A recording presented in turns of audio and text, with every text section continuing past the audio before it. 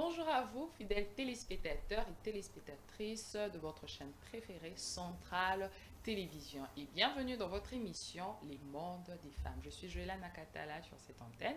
Et comme vous le savez, dans le monde des femmes, nous parlons de différents thèmes. Je ne suis pas seule aujourd'hui. Attendez, ça doit être une surprise. Moi, suspense? Non. Vous allez découvrir notre invité du jour, mais aujourd'hui, nous allons parler du postpartum, ou soit la période après l'accouchement. Mais nous allons faire un peu un mélange, comme on dit, le méli-mélo. C'est-à-dire, on va commencer avec la période prénatale et avec le postpartum. Mais je vais déjà saluer mon invité du jour, Madame Kate Voloa. Bonjour à vous. Bonjour Madame Joëlla, vous allez Comment bien? vous allez? Moi ça va. Et vous aussi? Oui, ça va, Plutôt en forme toute rayonnante, hein? comme toi. Merci.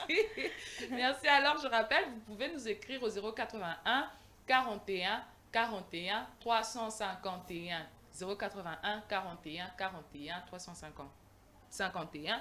Donc, je rappelle aussi, c'est une émission bilingue. Donc, sentez-vous à l'aise. Oloba Lingala, sauf le Kikongo et le Chiluba. Peut-être Madame Kate va parler en Chiluba, mais bon, voilà, vous pouvez nous écrire, écrivez en lingala, en français, donc on sera là pour vous répondre. Madame Kate, je sais que vous êtes mariée, vous êtes une femme mariée, vous Oui. avez un enfant, et nous allons parler un peu du postpartum, pas vraiment du côté plus, Technique.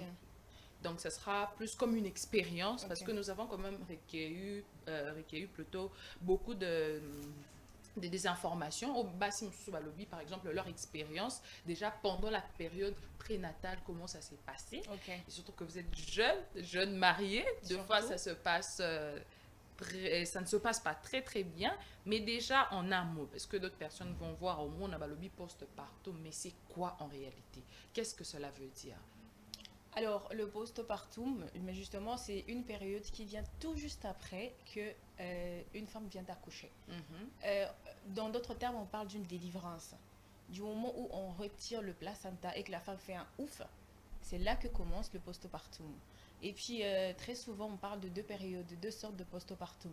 Il y a un postpartum immédiat et puis une suite de poche. Un postpartum immédiat, c'est en fait c'est 3 jours, un 3 jours de suivi que la femme subit à l'hôpital. Puisqu'il y a de ces femmes qui font une hémorragie, Mhm.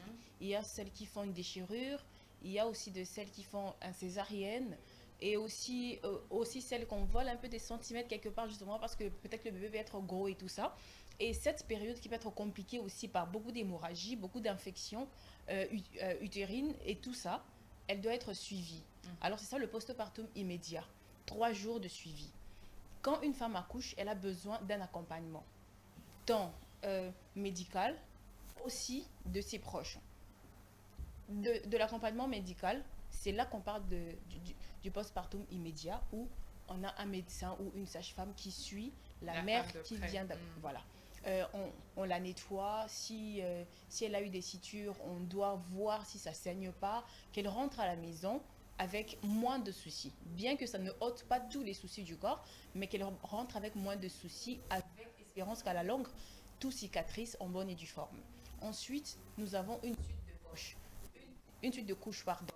Là, nous avons la femme qui rentre finalement à la À maison, la maison, oui. mais il y a pour celles qui font 3 mois, un postpartum de 3 mois, il y en a aussi qui font pour 6 mois.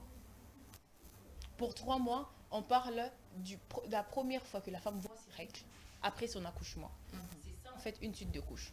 Et la première fois qu'elle voit ses règles, on suppose que déjà là, elle ne peut plus avoir des paies par devant. Elle a déjà évacué presque tout son sang. Elle peut déjà se reprendre en forme. Elle peut finalement s'approprier, puisque quand la femme vient d'accoucher, elle ne fait pas des tâches très, très grandes, très lourdes. Elle ne porte pas des choses. Puisque elle vient de dégager un enfant, on suppose que son dos, et on parle de ouvert, je ne connais pas le terme technique, mais on parle d'un dos qui est ouvert. Donc il faut suivre la femme puisque déjà elle a subi des contractions utérines qui ont fait subir en elle un vide du moment où elle a sorti le bébé, elle a sorti du sang, elle a sorti le placenta, elle a sorti l'eau et tout, elle n'a pas assez de force, elle n'est pas assez en forme. Et cette suite de couches est un suivi d'eau chaude, de lingwanda comme on le dit en Afrique, de beaucoup de couches en bas pour qu'elle reste en parce qu'en Afrique, la femme, c'est un peu de chair, c'est un peu de forme. On ne dira pas qu'on est extrémiste, non. C'est notre manière à nous de voir la femme, avec un peu plus de chair, sans pour autant dénigrer ou soit mettre à l'écart toutes ces personnes qui sont de côté. Comme on dit, hein, les apouchous, nous les skinny, on a reçu des balles perdues. Ah non, mais je suis dans le lot. Je suis dans le lot, donc c'est dans ce sens. C'est cette période qui vient justement après que la femme soit sortie de l'hôpital, où elle est suivie par ses proches. Plusieurs personnes parlent de leur maman. Leur maman qui maquille tout le temps, fait en sorte que tous les sangs qui restent dans son corps puissent être décontractés, qu'elle n'ait pas assez d'effets, on parle de masque de grossesse, qu'elle en perde très rapidement et aussi qu'elle reprenne en forme. Et ce moment-là aussi est très souvent soutenu par ses proches aussi dans le sens de la frustration émotionnelle, tant physique, morale, mentale en quelque sorte, cette femme tout ce qui vient va avec. d'accoucher a besoin d'accompagnement, elle a besoin pour se sortir sur tous les plans. du moment où elle accouche, du moment où elle conçoit, jusqu'à ce qu'elle finisse sa période postpartum avec la suite des couches. Voilà, fidèles téléspectateurs de Centrale Télévision, aujourd'hui nous parlons du postpartum, donc la période après l'accouchement. Je suis avec Madame Kate, c'est avec elle que nous allons parler de ce sujet. Alors, déjà, comme je l'avais dit au début, donc on est sous une période prénatale. Déjà, par exemple, pour un jeune couple, pas seulement un jeune couple, déjà, mari est belé, le problème, moi, parce que souvent, tout le monde a les hommes, ça peut-être n'attend d'aller se renseigner. Est-ce que quand ma femme va tomber enceinte, comment ça va se passer, comment cela va se dérouler? Il n'a aucune idée de comment ça va se passer. Peut-être aussi la femme aussi est ignorante de certaines choses, mais nous voyons ça crée un peu des clics. Je ne sais pas comment ça se passe. Est-ce que c'est normal? Parce que d'autres hommes qui disent que non, en réalité, pendant la grossesse, ma femme est devenue insolente, impolie, je la comprends plus, elle est devenue bizarre, capricieuse. Est-ce que c'est toujours lié à la grossesse ou juste, ce sont des caprices des femmes? Alors, moi, je voudrais d'abord essayer de basculer un peu plus en arrière. Moi, je voulais demander, en fait, aux équipes médicales d'instaurer, ou soit même dans le monde sociétal déjà, d'instaurer un petit moment où l'homme peut accompagner une femme aux consultations prénatales. À notre terme, on parle de CPN. Court. Un homme qui accompagne sa femme, c'est savoir quelles sont les exigences. Ce sera un peu d'être bilingue, parce que moi, je suis français. Bon, pour aider quand même nos fidèles téléspectatrices de partout de comprendre. Ok, excusez-moi. Alors, qu'on essaie un peu d'instaurer une certaine période pour que l'homme puisse accompagner sa femme à ses consultations. On arrive là très souvent entre nous les femmes, mais sans les hommes. On parle de tout et de rien. Ouais, on parle de tout et de rien. Enfin, si on suppose que ton homme est tout en sortie, il n'a pas d'espace justement pour t'accompagner. Puisque là, moi, je faisais mon CPN, c'était chaque vendredi, par exemple. C'est un jour de la semaine. On suppose que ton mari est au travail. Il n'est pas forcément là. Et pour lui, c'est juste aux yeux émis. C'est bon, elle est enceinte, ça va grossir. C'est 3 mois, c'est 6 mois, c'est 9 mois. Et finalement, elle va accoucher. Et puis après, c'est bon, elle va accueillir le bébé. Elle va faire des efforts pour retrouver sa forme initiale. Alors qu'en vrai... ça sort et puis bon. Et puis, c'est automatique. Voilà. Alors que non, c'est beaucoup de concessions que la femme ne peut pas faire seule. Peut faire ensemble, puisque je n'ai pas conçu seule. J'ai conçu avec quelqu'un. C'est la femme qui porte la grossesse. Qu'est-ce que l'homme peut faire là? Parce que non, voilà, quelle concession je ne porte pas une grossesse que je me suis mise par insémination. Non, il y a je n'ai pas présenté. On a consenti de concevoir. C'est-à-dire que s'il faut commencer à suivre cette période prénatale, c'est-à-dire que monsieur, je ne l'exige pas, mais je voudrais en fait que notre éducation sociétale essaie de l'instaurer pour qu'il y ait des hommes qui accompagnent leurs femmes pour justement avoir cette information sur comment se déroule la période prénatale et aussi postpartum. Alors pour parler des stress, des frustrations et de tout ce qui vont avec, Moi, personnellement, s'il faut parler de moi, je ne veux pas généraliser. S'il faut parler de moi, j'ai pas été hyper capricieuse, tout ça, machin. Ça m'est pas arrivé. Peut-être c'était pour Je crois ce que bébé. là, papa va témoigner. Ah ben oui, hein. On n'a pas eu de certitude. Non, mais là-dessus. voilà. Peut-être c'était pour ce bébé. Peut-être pour d'autres, ça sera autre chose. Mais on allait quand même à des CPN, on voyait comment ça se passait. Moi, j'ai eu une amie qui quand elle était tombée enceinte, elle avait subi des hautes de tension. On a été obligé d'enlever le bébé à 8 mois parce qu'on ne pouvait pas faire baisser la tension et le bébé à l'intérieur. C'était soit l'enfant, soit la mère. Donc, mais cette période prénatale est très, je ne dirais pas vicieuse, est très sensible. Une femme est entre la vie et la mort en même temps. Et si elle n'est pas suivie en bonne et due forme, il y a de ceux qui ont des bébés morts-nés dans leur ventre, parce que le bébé aurait avalé suffisamment d'eau, même avant l'accouchement, et ils doivent agir aux urgences, alors très urgemment, excusez-moi la tautologie. Il y a de ces femmes qui subissent des infections parce que l'environnement n'est pas assez sain. Et aussi, elle est très sensible, très fragile, et en même temps, les frustrations peuvent capoter en n'importe quel moment. Des frustrations, moi, je ne sais pas l'expliquer, puisque là, ça arrive à toutes les femmes. En ce moment-là, on se dit, j'ai un gros ventre, mais tu vois pas que j'ai un gros ventre, tu peux pas m'aider. Aide-moi au moins à faire un petit truc. Tu vois ce truc? Genre, quand ton mari sort pas, tu veux quand même qu'il mette la main dans la pâte. On n'a pas besoin qu'il fasse tout. Mais souvent, il fait une seule chose. Ça peut compenser toutes les fois où il n'a pas fait. Ça redonne tout, en fait. Moi, personnellement, je sais pas trop, on est assez complice avec mon mari. Du coup, ça se passe avec des tacts. On est un peu taquin. On peut dire des vraies choses, mais en taquinant. Et quand il peut sentir que, tu vois, écoute, je vois pas que je suis en train de, tu peux m'aider? Il va un peu balbutier, mais il va comprendre un peu après. C'est pas que tu le fais la pression. Tu dois faire, puisque moi je fais, tu fais. Là, parce que peut-être c'est déjà des natures tuées comme ça. Parce qu'on suppose une femme enceinte avec la montée des hormones et tout ça. Du coup, il y a d'autres femmes pendant cette période deviennent nerveuses. Ça, c'est logique. Ça, c'est nerveuse. C'est incontrôlable, en fait. Ou soit elle ne veut plus de son mari. Parce que souvent, les femmes se plaignent pourquoi elles se sentent pas soutenues pendant cette période. Surtout ça. Peut-être qu'elles ont un besoin, va comprendre.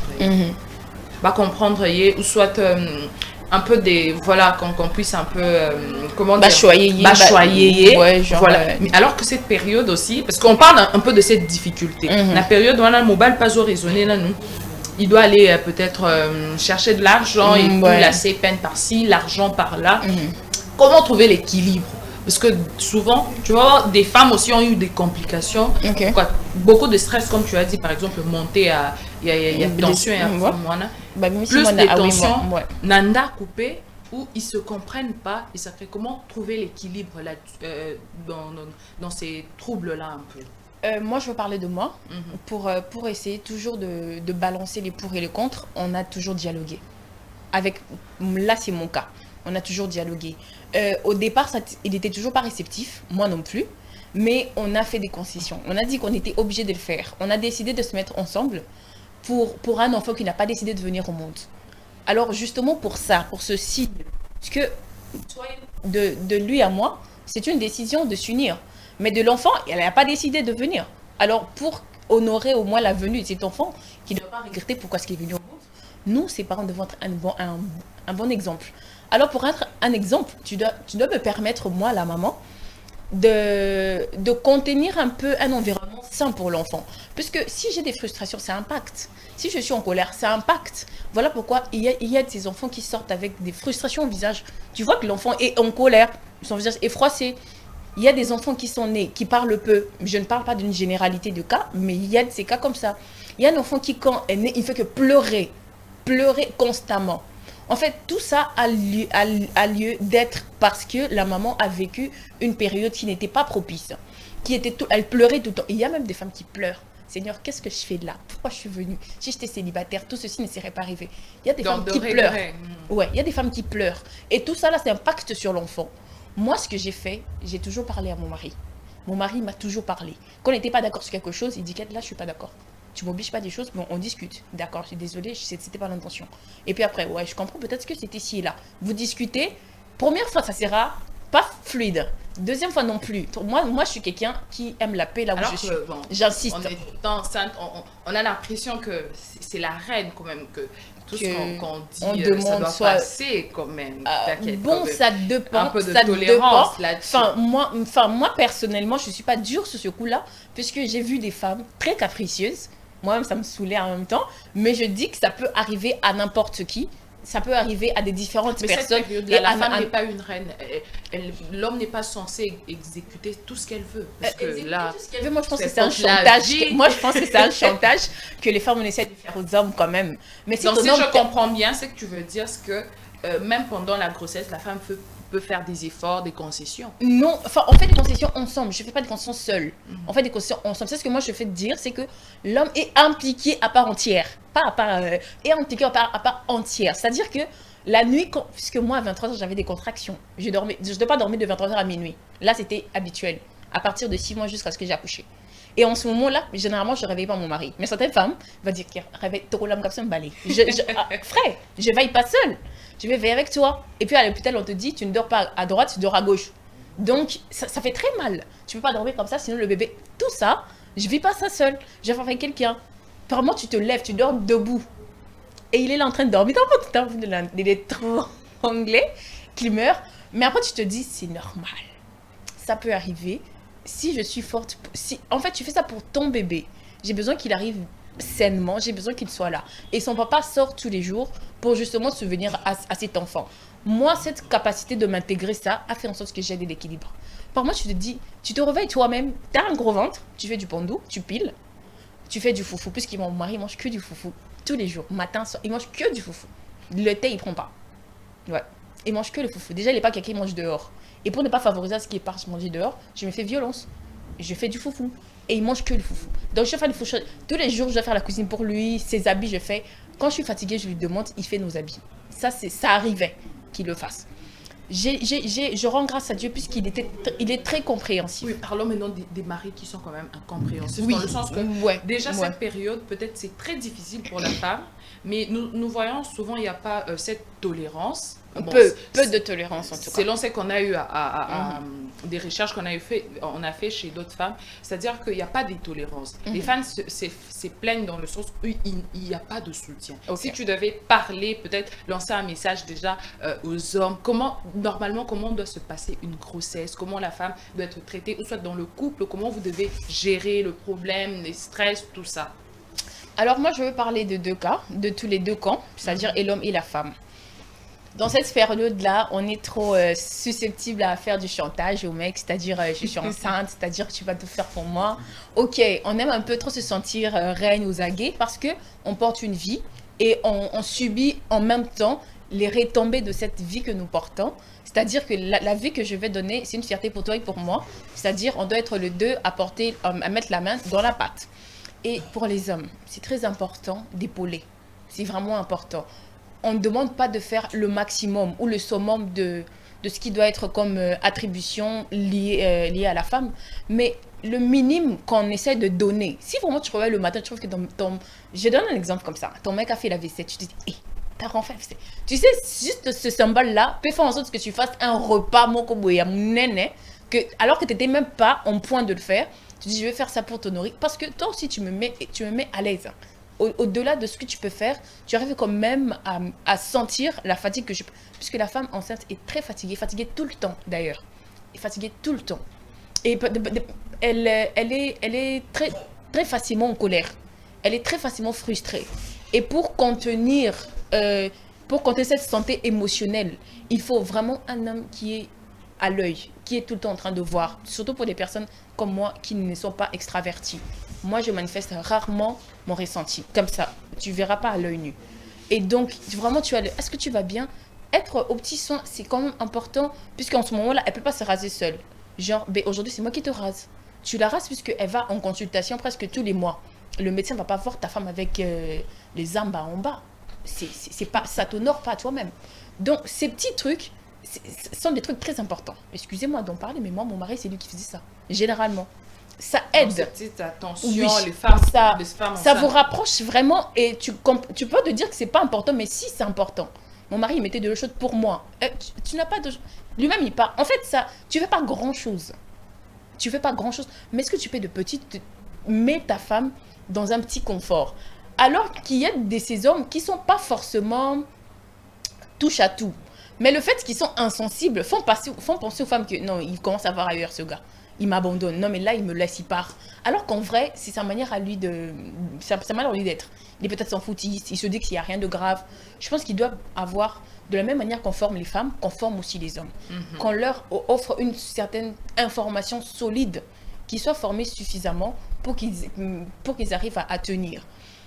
Toutes les femmes ne sont pas d'office capricieuses. Puisque moi, je connais ma belle-sœur. Elle, même à minuit, à 3h, va te dire, ramène-moi la mangue, j'ai besoin de la mangue. Et quand tu ramènes en anticipant, elle ne veut pas manger. Là, ça n'a plus le goût. Elle te dit, amène le poulet maillot de tel endroit. Si j'achète ailleurs, elle saura. Elle ne mange pas. Tu vois, il y a ces choses comme ça. C'est indépendamment de notre volonté. Moi, personnellement, je prenais que des glaces. Moi, je dis toujours, ramène-moi la glace. Que ça ne fonde pas. Que ça vienne à la maison comme ça avec la boule. Et tu imagines un peu. En fait, c'est pas forcé. C'est pas forcé. Ce sont des envies comme ça. J'ai envie de manger un truc. Un truc, toi, tu sais pas c'est quoi. C'est pas qu'on force. Vraiment, sans mentir. C'est pas forcé. C'est vraiment des envies comme ça, incontrôlées, mais qui arrivent finalement. Et ça doit être exécuté. Mais la seule personne à le faire, c'est toi. Tu me laisseras pas sortir la nuit avec le bébé. Il y a beaucoup d'esprits qui courent. Moi, je sais faire un petit chantage. Mais tu n'as pas peur, le bébé, les esprits vont rentrer et tout. C'est des choses. Il faut quand même que l'homme puisse vraiment épauler la femme. Un grand appui. Un grand appui, c'est très important. Les femmes se plaignent souvent. Bon, elles supposent, je sais que mon mari est amoureux de moi, mais pendant la grossesse, parce qu'on a aussi des difficultés pendant la grossesse, le changement de la femme. C'est-à-dire qu'il y a d'autres difficultés, la femme, son corps commence à changer. Il y a d'autres femmes qui développent par exemple des vergetures d'eau pendant la grossesse, et déjà le nez, donc c'est-à-dire qu'elle commence quand même à gonfler. Oui, ces changements-là, mais souvent, ou soit elles sont peut-être sérégées. Il y a d'autres femmes qui sont vraiment chaudes, par exemple pour les relations sexuelles, et le fait pour l'homme, voir ça, peut-être ça fait peur, mais pour d'autres hommes aussi c'est le contraire, malgré ton apparence, lui, bon, c'est comme s'il ne voyait pas ça. Je sais pas, un peu si tu as quelque chose à dire là-dessus, parce que ça pose aussi problème. Il y a certaines femmes qui disent, pendant la grossesse, je me suis sentie rejetée, ou il y a aussi des infidélités, ces genres de choses. Qu'est-ce que tu pourras dire aux hommes? Alors, là, j'ai vraiment des grosses choses à dire, en fait. Moi, je trouve que la grosse responsabilité revient, excusez-moi, à nous, à la femme, en cette période-là. Bah, pourquoi? En cette période-là, une femme est gluante. Elle évacue beaucoup. Elle doit, mais là c'est recommandé, elle doit avoir des actes sexuels réguliers, comment on dit, des actes sexuels, voilà, très réguliers, à partir de 6 mois, puisque le premier trimestre, c'est pas recommandé, à partir du quatrième mois, jusque, c'est vraiment une fréquence assez régulière, là c'est recommandé. Elle est gluante. Elle est susceptible à se déformer. Elle a un équipant. Elle a des pieds qui gonflent. Et de surcroît, la fatigue. Il y a de celles qui, quand tu viens la voir, elles sont à peine. Elles sont pas bonnes. Elle a des cheveux qui tendent, je sais pas moi où. Elle a des pieds sales. Elle s'entretient plus. En fait, c'est grave. Moi, si j'ai fait l'inverse, si j'avais un mari comme ça, je te dégoûte. Personnellement. Moi, si j'ai un mari comme ça, je te dégoûte. Si lui-même, il n'arrive pas à se mettre à la hauteur, je fais en sorte qu'il soit à la hauteur pour que je ne tourne pas ailleurs. Le problème avec certains hommes, c'est qu'ils n'accompagnent pas leurs femmes. Ça, c'est encore la responsabilité qui se retourne. Tu sais que pendant cette période, on est hyper fatigué. Tout le temps, tu es fatigué, tout le temps, tu as sommeil, tout le temps, tu as faim et tout ça. Si tu remarques que ta femme d'habitude n'est pas comme ça et qu'elle le devient, tu peux quand même être un peu fluide pour comprendre peut-être ce que sont des symptômes, des hormones. Et si elle est là, tu dis non, parce que moi je n'est pas informé, comme je l'avais dit, il n'est pas avoir informé, un œil, avoir un œil, on n'est pas informé sur une chose. Moi je n'étais pas suffisamment informée sur la procédure. Plus c'est comme la nourriture, hein, mais lui à ce moment par exemple état à moi s'il a été se dit voilà, mais il y a certaines femmes au moins pendant période wana elles deviennent sales. Même les autres disent que ils ont fatigue, mais comment les autres femmes arrivent à rester propres même pendant la grossesse? Oui, Cassie, on n'a pas toutes les mêmes capacités ou les mêmes possibilités. Puisque moi, je ne vais pas peut-être me taper la poitrine pendant ma grossesse. Ceux qui m'ont vu, ils savent. S'il y avait des choses que je n'ai, puisque je sais que pendant la grossesse, j'aurais peut-être beaucoup plus de boutons, j'aurais peut-être un gros nez, j'aurais ci. Et pour qu'on ait un jeune couple, pour que je ne laisse pas la porte à mon mari de vouloir me dégoûter, je prenais moi-même soin de moi. Je n'avais pas aidé. Tu n'avais vraiment pas aidé. S'il y avait des moments où je dois mettre du citron, je mets du citron. Parce que là, tu transpires beaucoup. Tu transpires énormément. Si tu ne prends pas beaucoup d'eau, c'est la transpiration sèche qui donne pas fort. Je me lavais régulièrement. Et c'est ce genre de routine qui permet en sorte que tu restes attirante. Tu te parfais. Donc même pendant la grossesse, ta femme doit toujours rester attirante. Si elle-même, elle n'a pas assez de force pour l'être, son mari peut l'aider. Son mari peut l'aider. Puisque aujourd'hui, moi, mon mari, je lui dis, je n'aime pas trop ça. Je n'aime pas trop cet accoutrement. En fait, tu tailles aussi ton mari à ta hauteur. Ton mari peut aussi te tailler par rapport à ses préférences. Moi, je n'aime pas trop quand tu mets tes cheveux comme ça. Je n'aime pas trop quand tu fais tes ongles comme ça. Tu façonnes ta femme par rapport à ce que tu voudrais qu'elle soit. Pendant la grossesse.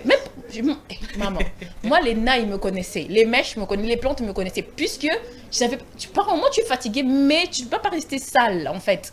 Genre, ton mari rentre le soir, mais tu n'es pas lavé depuis le matin. Alors qu'en ce moment-là, tu évacues beaucoup des sécrétions. Gros équilibres qui vont te permettre justement à ne pas toi-même être auteur de je sais pas, de tromperie, je sais pas si je dis ça comme ça, de tromperie, ou soit d'un déséquilibre dans ton couple. C'est-à-dire que toi, tu gardes la hauteur, ton mari garde la hauteur, et vous deux, vous faites une force. Là, je parle de la femme, mais c'est partagé en fait. Si ton mari n'arrive pas à atteindre, tu le fais atteindre. Si ta femme n'arrive pas, son mari peut le faire. C'est-à-dire que toi, tu vois mieux sur moi, moi, je vois mieux sur toi. Voilà, fidèles téléspectateurs de Centrale Télévision, hein. Nous parlons aujourd'hui du postpartum, donc c'est-à-dire la période après l'accouchement. On a essayé un peu de revenir en arrière pour parler de la période prénatale.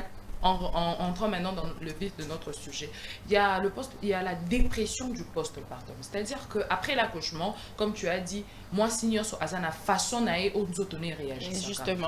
Déjà au moins moi si mon sous qui a boti, elle a pris du poids, donc elle est méconnaissable, on la reconnaît plus, le gros nez, ça part pas du coup, hein. Ouais. Donc gros nez, elle a les masques de grossesse, son corps peut-être donc très bizarre. Et cette période, c'est une période où d'autres femmes tombent dans la dépression. C'est-à-dire, déjà, elle a ce problème d'accepter son corps dans cet état-là. Et il n'y a pas aussi d'autres femmes qui ont eu à dire qu'elles ne sentent pas ce soutien auprès de leur mari. Alors, la dépression postpartum est réelle. C'est un fait réel qui atteint toutes les femmes. Toutes les femmes. Seulement, tout dépend de comment chaque femme l'appréhende.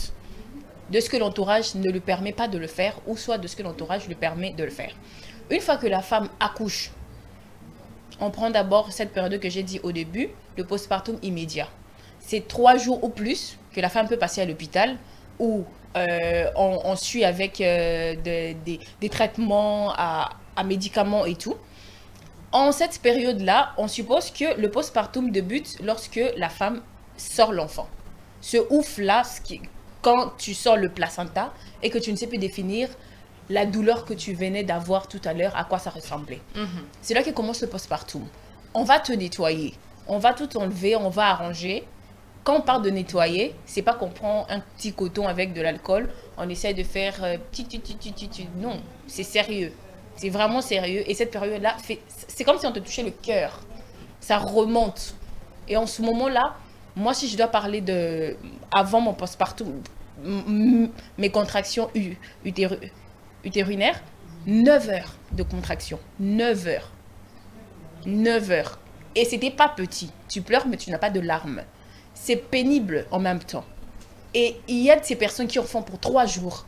De douleur, sans manger, sans boire, t'as pas faim. Et quand elle accouche, elle est contente d'avoir son bébé. C'est peut-être ça qui comble. Elle a aussi besoin d'avoir un soutien, surtout marital, surtout de son mari. Ça, c'est très important. Le mari ou le géniteur, le responsable. Voilà. Voilà, merci pour Parce que d'autres les femmes, peut-être, détails. elle n'est pas Elle mariée, n'est pas mariée mais forcément. voilà, elle Voilà. a quelqu'un, mais ce soutien. Ça, c'est très important. On suppose que là, elle est suivie par les médecins. Il y a des médecins qui ne te soignent pas bien, qui te laissent du sang à l'intérieur, on ne te fait pas bien des sutures, ça s'infecte, tout ça, tout ça. Beaucoup de choses peuvent naître juste par rapport à une plaie, une situation pas bien faite. C'est très compliqué. Et là, elle sera encore obligée de rentrer, parce qu'il y a des femmes qui ont des pus en bas. Et si tu n'as pas un mari qui n'est pas suffisamment informé ou soit susceptible à comprendre ça, ma femme, moi, si complication. Ouais, je la supporte plus. Alors que c'est indépendamment de sa volonté. Du moment où on te suit à l'hôpital et qu'un accompagnement médical est rempli, tu rentres à la maison.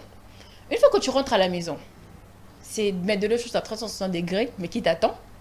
C'est de fermeture de ventre avec un truc qui doit bien serrer. La réalité, surtout qu'on vit en Afrique. Ouais, surtout en Afrique. Voilà. Un ventre bien serré. Une cure des médocs qui sont pas forcément intéressantes. Vraiment pas forcément intéressantes. Et tout de suite, tu vas mettre les linguans. Toutes les femmes qui ont accouché, elles comprennent de quoi il s'agit. Donc, mettre des linguans que tu dois changer matin-soir. Tu dois te lever de l'eau chaude matin-soir. C'est pas l'eau chaude, mais l'eau chaude aux kansango mai, non. L'eau que tu viens de bouillir tout de suite, tu mets un linge à l'intérieur et on te le lance au dos. Non, on te le lance là, c'est pas que tu cries, tu pleures, mais c'est pour justement que tu restes en forme. Et ça, c'est très important. Et tu endures tout ça. C'est comme si aux esclaves. Et à tes côtés, tu as quelqu'un qui ne cesse de t'insulter, qui ne cesse de juger ton poids, qui ne cesse de juger tes sommeils et tout, sans pour autant peser le calvaire par lequel tu es en train de passer. Et tout de suite, c'est que derrière couteau yemounen et derrière couteau clarté comme caca noir. Non, j'avais un ventre, je viens de perdre un bébé, c'est normal que mon ventre soit noir et ça me prend 3 mois pour que ça parte. Et pour informer à un homme que c'est normal cela, il faut vraiment que tu aies un homme qui est assez mature, vraiment. De surcroît, cette période là tu ne fais pas le sexe pendant 3 mois, tu ne fais pas le sexe. Et qui comprendra ça? Ou qui restera combien 90 jours et je te touche à peine, mais je ne peux pas te pénétrer. Il y a des hommes qui ne comprennent pas ça. Et justement, on peut avoir des facultés secondaires, on peut trouver des moyens secondaires pour faire jouir à l'homme, justement, pas pour qu'il soit un peu frustré, mais pour qu'il reste dans un équilibre. S'il y a des femmes mariées, vous comprenez. Par exemple, il y a de celles qui font la pipe, puis il y a des celles qui touchent, il y a beaucoup de choses. Sauf que moi, je ne conseille pas la sodomie. Moi, perso, je ne conseille vraiment pas. Mais il y a beaucoup de moyens pour garder un équilibre dans son couple, mais pas pénétrer une femme pendant les 3 mois alors qu'elle est en train de vivre. Puisque si tu rabantes jusqu'à l'intérieur. Exact. Une fois que tu fais l'amour à une femme, là, elle ressent rien en fait. Elle ressent que de la frustration et de la colère. Et tout ce qu'elle est en train de faire, c'est Nassa la caca pour qu'il reste. Et ça, c'est pas intéressant. La personne que vous êtes en train de faire naître dans cette femme-là ne sera vraiment pas une bonne personne. Ce ne sera pas une bonne personne. La fois où elle voudra tourner le dos à ce couple, tu ne seras même plus là pour la rattraper. Elle sera partie. Parce que ça, c'est vraiment, c'est cruel. C'est un viol. Moi, je pense que c'est mieux d'en parler. Je pense qu'on peut opérer d'autres mécanismes pour que tu te sentes bien. Mais d'autres hommes, ils se disent, bon, voilà, je ne veux pas être traité des cruels comme Madame Kate vient de le dire. Par exemple, il se dit, va voir ailleurs. Non. Pourquoi? Parce que déjà, s'il vous plaît, il y a certains hommes qui se disent, déjà le 3 mois là, je ne peux pas supporter. Ou soit, ce n'est pas fameux. Oui, on a entendu souvent ces choses-là. Ce n'est pas fameux. C'est-à-dire que ma femme n'est plus pareille. Je préfère aller ailleurs. Je ne suis vraiment pas d'accord. Humainement parlant. Je ne suis vraiment pas d'accord avec ce fait de la femme, l'homme va voir ailleurs parce que la femme a accouché. Je ne suis pas fautive. On a décidé d'avoir un enfant ensemble. Pourquoi c'est moi qui devrais être responsable du fait qu'on ne peut pas avoir... Non, on essaye de parler. Parlons, tous amis colo. On parle. C'est quoi l'équilibre pour que monsieur reste en forme? Puisqu'en cette période-là, généralement, les femmes... Enfin, pas toutes, hein. Généralement, les femmes n'ont pas de plaisir. Elles ont mal. Tu as encore mal, puisque tu as encore les points de suture. Même si on te faisait le sexe en ce moment-là, tu ne ressentirais rien que de la douleur et de la frustration. Puisqu'en ce moment-là, dans ta tête, On te pénètre, mais tu te dis, et si la caresse, c'est un bang bang. Peut-être que tu gémis même pas. Peut-être que tu simules, juste pour qu'ils ressentent qu'ils étaient là et qu'ils partent. Mais par moments, tu restes seulement, tu pleures. Tu dis pourquoi? Pourquoi il ne me comprend pas? Mais Pourquoi? maximum, après l'accouchement, l'homme doit attendre. Parce que 3 mois, c'est pas beaucoup. Est-ce que c'est pas Non. beaucoup? Mais Maximum, l'homme doit attendre 3 mois, combien? c'est beaucoup en ne faisant rien. Tu vois? 3 mois, c'est beaucoup. Moi, là, je comprends. 3 mois, c'est beaucoup en ne faisant rien. Non, c'est-à-dire que Mais s'il y a quand on parle vraiment des de mécanismes. le tout, c'est-à-dire il y a d'autres hommes à lobby, voilà, parce que déjà, pendant la grossesse déjà, au moins à cause de la forme du ventre, l'homme a supporté, supposons déjà 8 mois, Ok. si 3 mois, au PC le quoi 5 mois. Donc 5 mois sans, excusez-nous les termes, peut-être sans pénétration, c'est-à-dire qu'il prend le 5 mois et il attend. C'est pas beaucoup pour l'homme. Bon, on ne parle pas de la fidélité comme étant un credo pour tout le monde. Il y a de ces couples qui s'entendent de vivre en relation libre. Mais ça, on met de côté. Mais pour des personnes qui comme moi, sont jalouses, par exemple, je voudrais conserver mon couple d'une certaine façon. Moi, je pense Oui, on parle aussi d'équilibre. Ouais, voilà. Qu'est-ce que la femme doit faire, par exemple, là? On ne dira pas tout, non, c'est-à-dire arrêtez les de dire hommes- qu'est-ce que la femme doit faire. moi, je me mets dans la peau des hommes. Je D'accord. vais défendre les hommes. Ok. Il s'est dit, il y a d'autres maris à lobby. Ma femme s'est mariée et plutôt elle a accouché. Accouché. Oui, je comprends, il y a tout ça. Mais il y a des femmes, elles se disent, voilà, mon bali.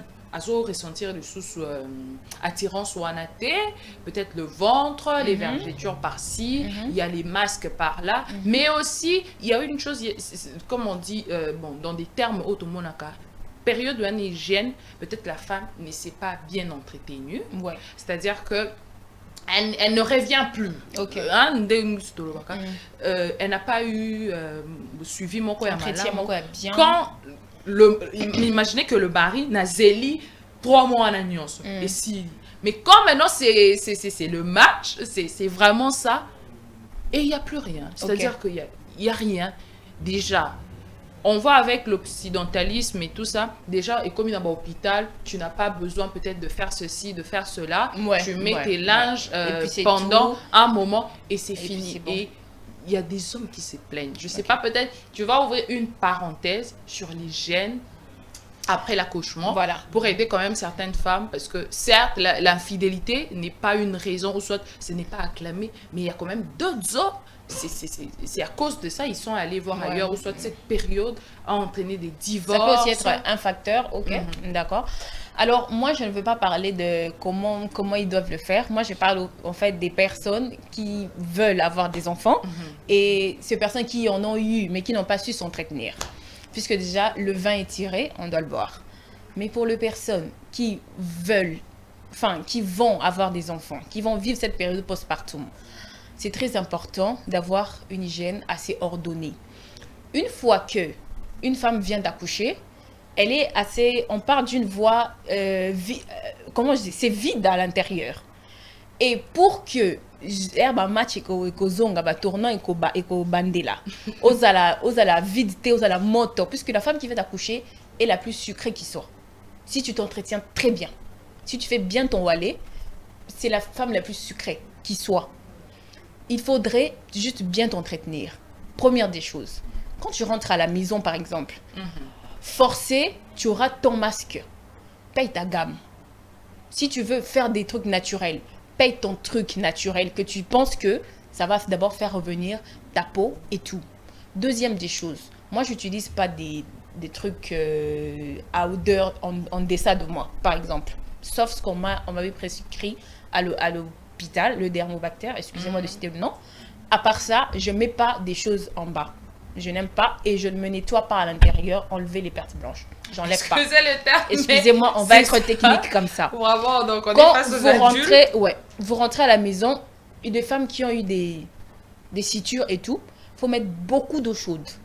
Beaucoup d'eau chaude. Une fois que tu finis de te bamba les mailles avec le gros linge, tu te laves avec de l'eau chaude encore sur la tête et Zokita. En bas, tu mets de l'eau chaude, seulement de l'eau sans savon, sans rien. Mets de l'eau. Si tu mets ton dermobactère, c'est bon, mets ton dermobactère. Une fois que tu finis, tu prends une grosse couche couche yabana, un gros linge. Tu plies. J'espère que nos mamans prennent note, hein, on Ouais. même les papas, parce qu'après, il ne faut pas venir se plaindre. Ouais, voilà. Tu plies ça peine. Après que tu aies mis tes bandes hygiéniques et que le sang de la grossesse est scellé, ça fait peut-être une semaine. Après que tu aies mis tes bandes hygiéniques, ça passe. Tu mets maintenant des linges. On appelle ça lingwanda. Lingwanda comme Jésus. Bande hygiénique. Mais couche à mon nez. Mets un caleçon qui serre, de préférence coton. Tu mets en bas. Tu ne sens pas le vent venir. Tu portes. Tu prends ton gain, si tu vas supporter le gain, tu portes ton gain, tu mets ton huile essentielle que tu as payée pour enlever des vergetures, tu soignes tes cheveux parce que quand tu as balabala, parce que tu dois commencer à mettre de l'eau chaude, tu mets les balabala, mais ce soit propre, tu mets ton parfum, tu te mets en tenue assez, pas zambala, bakanja, quand même. Tu te reviens, tu mets ta robe, je sais pas quoi, tu mets ton pantalon ou ta culotte, des préférences, et tu pars faire tes mouvements, des petits mouvements, que vous allez trop accroupiter, puisque tu vas laisser la voix du dos derrière, c'est pas intéressant. Ne sois pas tout le temps accroupi, ne pile pas le pendou, ne fais pas le foufou, ne pense pas les pieds, reste saine. Tu prends ton bébé, tu la nettoies tout le temps, tu allaites, pas que Maya Mabele Eko il est là yo. Sinon, tu vas sentir. Maya Mabele Eko il est là, moi naté. Sinon, soit tu es collé na zolo, azur remis à libella, tu es collé na cou, à garder ba odeur, il y a ba zécelle et tout. Tu allaites l'enfant pas en enlevant le soutien de haut, mais de bas. Puisque un enfant, c'est rien. Ton mari doit encore avoir envie de toi. Ta protéine doit encore tenir. Tu dois sortir, tu dois être belle. Alors, il faut te conserver. Pas qu'il y ait aucun tabou à libérer avant, mais au médicament de façon que après que l'enfant ait quitté allaitement, tu restes une femme en forme, tu restes belle. Tu te donnes à ton mari des raisons que quand tu sors, mais pourquoi seulement la femme doit faire des efforts? Parce que déjà, comme on dit, j'ai déjà porté la grossesse, parce que bon, je me mets dans la peau d'une autre femme, et elle se dit, j'ai porté le bébé, j'ai fait quand même le boulot, et puis encore, messieurs, je dois encore faire des efforts pour toi, mais supporte, c'est comme ça. Non, pas faire l'effort pour monsieur. S'il fallait faire des efforts pour monsieur, moi aussi j'aurais abandonné. Je fais des efforts pour moi. S'il faut que toi et moi aujourd'hui soyons sur ce plateau, et aussi rayonnante comme tu l'es, c'est parce que tu as fait d'abord pour toi. C'est-à-dire que j'ai un monde professionnel à affronter, je dois être belle. Donne à ton mari des raisons de s'inquiéter quand tu sors. Pas que, non, pas que tu as des intentions d'aller voir ailleurs. Je le recommande à personne d'ailleurs. Puisque en cette période-là, tu vas abîmer ton enfant. On parle de sanga. Ton enfant va traîner pour parler, va avoir des maladies, des fièvres et tout. C'est pas recommandé. Donc, tu allaites de haut et non de bas. Tu portes un soutien qui serre. Ça, c'est très important. Qui serre, soutien, on est coton, on est chiffon et belé. Tu serres. Tu changes ton soutien peut-être 2 jours, puisque les laits peuvent couler et tout. Tu changes 2 jours. Moi, je préférerais qu'une femme dorme avec son soutien. Il y a des femmes qui ne supportent pas, on a l'estomac et tout, mais je préfère toujours qu'on dorme avec le soutien. C'est très important. Tu sors avec ton soutien, peut-être 6-3 mois, et dépendre kakanayo. En cette période-là, tu verras que tu es en train de revenir. C'est beaucoup d'entretien, c'est vrai, mais tu fais ça d'abord pour toi. Tu fais d'abord pour toi parce que tu es une femme qui vient de contenir une vie. Aujourd'hui, Central, monde des femmes, c'est monde des femmes matées. Hein? Donc, aujourd'hui, c'est pour les mater. Donc, voilà, ça c'est très important. C'est vraiment important. Et puis, je ne dirais pas ça comme ça, mais on rajoute toujours des choses pour que la femme reste chaude. Et quand tu reviens d'un match, si on te dit que non, là, je ne te sens pas, c'est-à-dire que tu n'as pas bien fait. Si tu suis vraiment cette ligne, sans pour autant te compliquer, juste en suivant ça, quand tu reviens d'un match, déjà, une femme doit être chaude. Quand tu deviens motonacée, ce n'est pas intéressant. Ça casse le truc. Ça casse le truc. Et tu te maintiens chaud pour toi et pour ton mari. Et comme ça, tu demandes, tu me sens, c'est bon, est-ce que ça va? Tu sens que ouais, ça va. Et au fur et à mesure qu'il reprend, puisque ton vagin prend la forme du corps qu'il accueille. Au fur et à mesure que tu reprends 1 fois, 2 fois, 3 fois, son corps va se contenir en toi. Tu vas même pas remarquer que tu lui sortir une grosse tête de bébé dedans. Tu vas vraiment plus remarquer. Tu vas changer. Et la chose qui te réchauffe, c'est le lingwanda que tu mets. J'ai oublié un détail avant que vous ne preniez la parole. Quand vous mettez le lingwanda, il faut vraiment le changer. Vous mettez le matin, vous mettez le soir. Une femme qui vient d'accoucher doit se laver le matin. Doit enlever les sécrétions le matin. Maximum combien de fois? Moi, je faisais 2 fois. doit se laver. Et Moi, je faisais 2 fois. Je sais pas s'il y a des femmes qui sont fortes. Il faut le faire 3 fois. Ça dépend. Moi, je faisais 2 fois. Le matin quand je me réveille. Et puis avant que je ne dorme. voilà, fidèles téléspectateurs de Centrale Télévision, comme je l'ai dit, bon, aujourd'hui le monde des femmes, hein, ils ont le monde des femmes matéa, on parle du postpartum, de la période après accouchement, donc ça c'était une petite parenthèse pour l'entretien, parce qu'il y a d'autres hommes qui se plaignent, oui, ma femme vient d'accoucher, mais c'est vrai, elle a porté tout ce poids et tout, mais je veux quand même, parce qu'elle n'est pas que mère, elle est aussi femme. Ouais.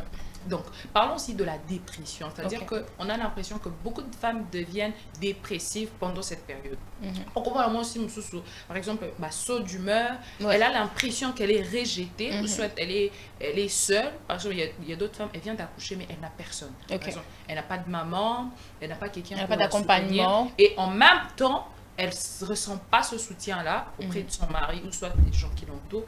Et souvent, ces femmes-là sombrent dans la dépression du postpartum, par exemple. Maintenant, comment aider ces femmes-là déjà à s'en sortir ou soit comment aider, comment interpeller ou soit sensibiliser les gens pour aider cette femme? Ok, moi je pense que le premier facteur ne serait pas de tout le temps se victimiser, mais comme quoi il n'est pas là, il n'est pas ci, il n'est pas ça, puisque tu vas commencer à voir le diable partout. Moi, pour m'éviter ça, je suis chantre, je lui demande, ben, je pense que je vais à la chorale, il me dit d'accord. Je faisais des activités. Je vais à la chorale, je vais faire ci, je vais faire ça. Il y avait des gens qui venaient me voir. Mais là, je parle au-delà de 3 mois. Pas pendant les 3 mois. Parce que là, tu peux pas prendre des motos, tu peux pas prendre des voitures. Tu dois rester, mais sans ces coussins.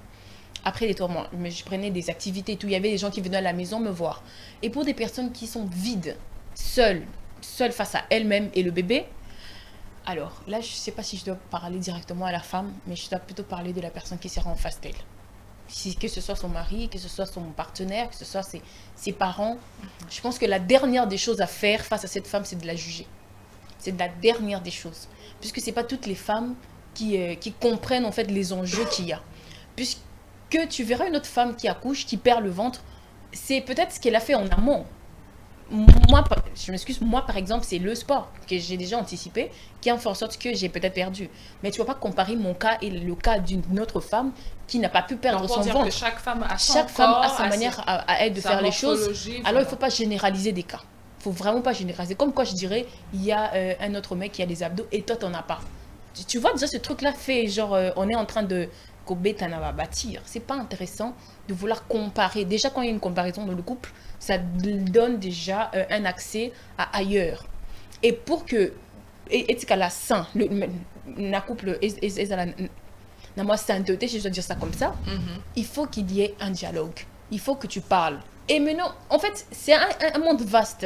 On ne sait pas le dire en un mot. Sinon, on généraliserait des cas, alors qu'il y a des femmes qui vivent des vraies choses de frustration, des stress, des dépressions, des stéréotypes, des jugements, en tout cas insupportables, justement par rapport à leur poids, par rapport au bébé. Il y a même ces hommes qui n'aiment pas le bébé, ils sont petits, il est moche.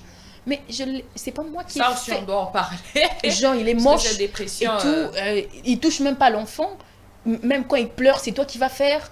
Alors que c'est toi encore qui viens le servir. C'est toi encore qui viens de mettre pour lui de l'eau. C'est toi encore repasser pour lui. Une seule personne, une seule, qui doit s'occuper du gros bébé, du petit bébé et d'elle-même. C'est beaucoup trop demandé, bien qu'on ne s'en plaint pas. Moi, je voudrais vraiment interpeller la gente masculine. C'est très important, un accompagnement. Ne demandez pas à une seule personne de faire 3 tâches, 4 tâches à la fois, alors qu'en même temps, vous êtes là, peut-être, vous sortez toute la semaine, on vous le concède. Peut-être que sur votre téléphone, on vous le concède. Mais minimum d'accompagnement. Le bébé peut pleurer, tu peux le prendre. Elle va quand même se sentir épaulée. Puisqu'en ce moment où elle devait faire le poisson qui brûle, elle court vite pour prendre le bébé. En même temps, tu dis, tu peux me donner de l'eau. En même temps, la maison a une saleté. C'est la même personne qui est en train de se dispatcher autant pour faire tout ça. C'est frustrant. C'est frustrant. Vraiment, même dans le monde professionnel. Et que ce soit toi seul qu'on demande de faire toutes les tâches. Des par moments, tu vas te dire, mais qu'est-ce qui se passe? Et pour cette femme, des par moments, tu te dis, je me rappelle une fois, à une certaine période, avec mon mari, moi j'allais au travail et lui ne partait pas au travail. Il restait à la maison. Et par moments, il cuisinait, tu retrouves, il a préparé, et il a fait ceci, il a fait cela. bien plus longtemps après, on en a parlé. Il me disait, d'ailleurs, pourquoi tu te plantes? Tu restes que pour préparer et tout. J'ai dit, ok, on fait l'inverse. Moi, je sors, je vais te... Et toi, tu restes. T'as dit, jamais. J'ai fait comme ce que je vais faire. Il a compris que... ce que tu vas faire ici. En fait, c'est quand il a un contact avec ce que toi, tu fais, il comprend. Quand il n'a pas de contact, il ne peut pas comprendre. Pour lui, c'est, tu cuisines, c'est bon. Tu nettoies la toilette, c'est bon. Tu fais la maison, c'est bon. Tu fais ses habits, tu répares. C'est bon. C'est rien face à ce qu'il fait. Moi, je dis, si un homme travaille, la femme travaille. Si tu sors de 8h à 21h, il y avait des moments où je rentrais à la même heure que mon mari et il me dit, ben, j'ai faim. Mais on vient d'arriver ensemble. Et puis à un moment, je dis, ouais, attends, t'as raison. Il touche un peu, moi je touche un peu, on fait. Par moment, je l'exige pas, je dis, tu te reposes. Je fais, et c'est bon. Mais ça nous a jamais créé un problème puisque j'ai toujours pris les devants. Je me suis dit, on dit que le mari, c'est le chef de la famille, mais en vrai, c'est nos bébés. On les aime comme ça. Si tu prends ton mari comme étant un bébé, ça va te causer aucun problème. Tu prends pas comme un bébé comme toi le frapper, non. Je te dis, un bébé mais là, on parle plus des dépressions, c'est-à-dire oui, que en fait, cette femme, elle se sent seule. Oui, alors justement, on a elle interpellé... a l'impression émotionnellement, parce qu'elle a besoin peut-être d'un soutien émotionnel, c'est-à-dire que, non, je te comprends, oui, tu viens d'accoucher, par exemple. Souvent, hein, les femmes aussi aiment être choyées et tout ça, elles se disent, voilà, je viens d'accoucher. Il y a aussi une maman qui m'a dit, parce que je lui parlais du sujet, le binga tout on a bota. Je n'ai eu droit à rien, même pas un bisou, même pas un merci. Ouais, est-ce que, déjà, si on doit en parler, est-ce que c'est important? Non, en fait, on ne peut pas généraliser seulement. On ne peut pas généraliser, puisqu'on peut être 5 couples mariés. Au moins, il couple comme un ça les bisous. Et qu'on peut être en frustration. On peut pas bisou, pourquoi? Et que ça, le m'a moi, je pense que chacun connaît son conjoint. Je vais aller dans le sens de mon conjoint. Celui qui conjoint Alingakanga, mais il exprime d'une autre façon. Je ne voudrais pas qu'il exprime comme l'autre. Sinon, on va commencer à vivre dans des comparaisons. Et voilà pourquoi il y a beaucoup de divorces. Parce que tel a acheté à l'autre ceci, mon mari doit nécessairement, ma femme doit nécessairement. Moi, je trouve qu'il n'y a pas d'importance. Mais pour ces personnes qui se sentent seules, je pense que là, on a tous besoin d'un soutien, mais qui n'est pas transmis de la même manière pour tous les hommes ou soit pour toutes les femmes. Okay. Ouais, il y a mon bal azana soutien naie. Tu sais hein, il y a ces hommes hein, ils te soutiennent de A à Z pour te brouiller alors qu'ils te trompent 1000 fois, 5000 fois et tu as des IST, tu as des maladies, tu as des choses comme ça alors que toi tu t'es gardé sobre. Moi je pense que tout va d'un dialogue ensemble. Si tu n'as pas un mari qui est assez réceptif, essaie de parler, insiste, il va se fâcher de... Tu insistes de la bonne des manières. Les femmes, on a des taxes, on a des manières en fait. Moi, je me dis, je sais pas peut-être que c'est mon mari, mais avec tout ce que je sais comme tact et tout, pour le soutirer un peu d'argent, pour lui faire un petit truc, je pense qu'on doit étudier nos hommes seulement. Étudie-le. Si peut-être que ton homme n'est pas assez à faire, essaie vraiment de le faire voir. Je soutiens plus les hommes. Hein? Non, je ne soutiens pas les hommes. Je ne soutiens pas les hommes. L'équipe des femmes vont t'inquiète parce que j'ai l'impression que, bon, madame... Je ne soutiens pas les hommes, mais je veux qu'il y ait un équilibre qui nous enlève dans des comparaisons qui n'ont pas lieu. C'est ça le truc. On nous signale qu'il nous reste pas beaucoup de minutes, malheureusement. La télévision, c'est le temps. Ouais. Mais en gros, déjà, si on doit sensibiliser, parce que les postpartum, surtout la dépression, c'est une réalité où on voit des femmes tomber vraiment dans des dépressions extrêmes, c'est-à-dire qu'elles tombent dans des inquiétudes, elle n'arrive même plus à tenir son bébé parce qu'elle est en train de sombrer. D'autres même qui en meurent. Détestent leur bébé. Alors, déjà pour sensibiliser, qu'est-ce que les gens qui ont, on peut faire, c'est-à-dire nous, les gens qui entourons les femmes qui viennent d'accoucher, qu'est-ce qu'on peut faire pour aider? Déjà, commençons par ces gens et puis les géniteurs ou soit le mari. Qu'est-ce qu'ils peuvent faire pour aider ces femmes-là? Alors, la première des choses, moi, je pense que la femme doit soutenir la femme. Très souvent, la personne qui insulte, inculque, qui repousse la femme, c'est encore la femme. Genre, c'est entre nous on s'entretue entre nous. On doit d'abord commencer par se soutenir. Si pour toi, elle est kaki bien, accepte qu'il y a l'autre, elle est kamabé et qu'elle ait envie d'un soutien. Ça, c'est très important. Déjà que la société doit arrêter de faire une caricature de beauté. Mais comme quoi, la femme qui vient d'accoucher doit nécessairement être ci, doit être ça. Non, on concourt tous à ça, mais c'est pas forcé. C'est pas forcément, on n'a pas tous un même système immunitaire, on n'a pas tous une même manière de réagir après telle ou telle autre chose. Donc, on doit éviter de mettre toutes les femmes dans un même moule, bien que c'est pour aboutir tous à un même résultat.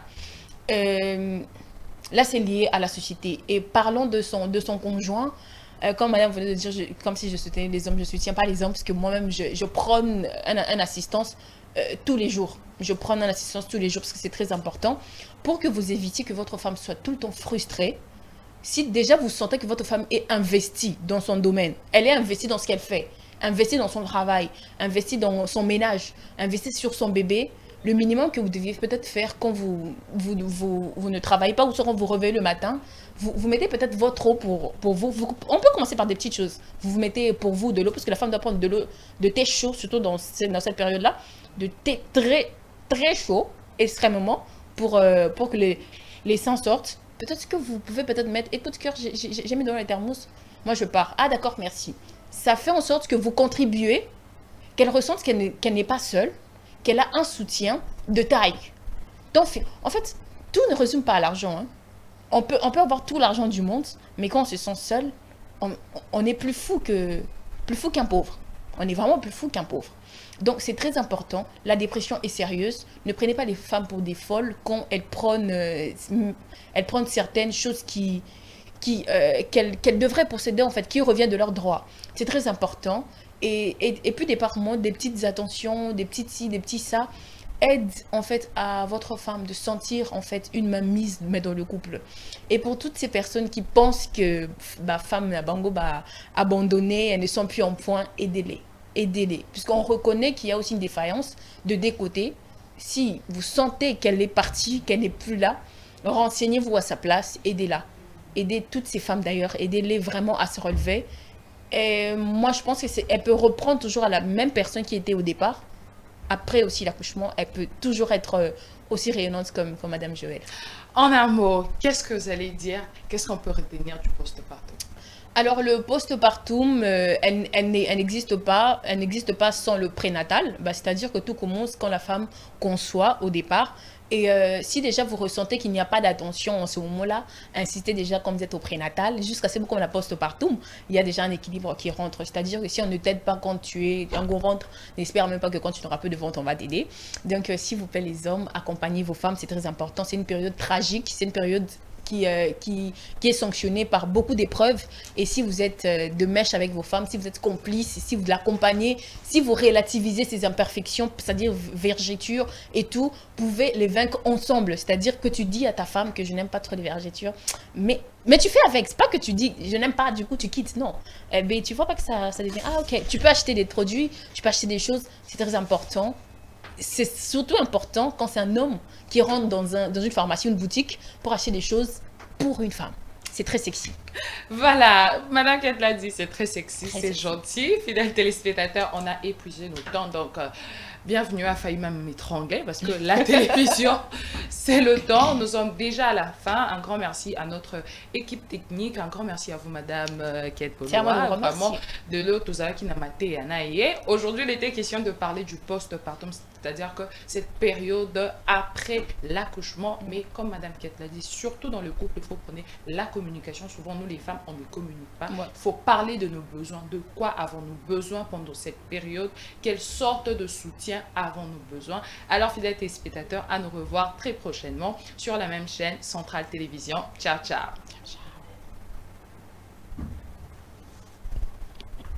C'est bon.